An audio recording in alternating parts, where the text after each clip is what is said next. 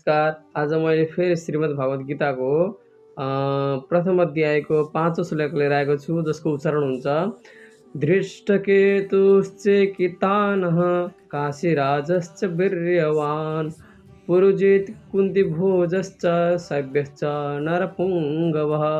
यस श्लोकमा चाहिँ योद्धाहरूको नाम छ, जसमा धृष्टकेतु भनेको धृष्टकेतु, चेकितानः भनेको चेकितान, काशीराज भनेको काशीराज, च भनेको पनि, वीर्यवान भनेको अत्यन्त शक्तिशाली, पुरुजित भनेको पुरुजित, कुन्तीभोज भनेको कुन्तीभोज, च भनेको तथा, शैव्य भनेको शैव्य, च भनेको र, नरपुङ्गव भनेको मानव समाजमा वीर।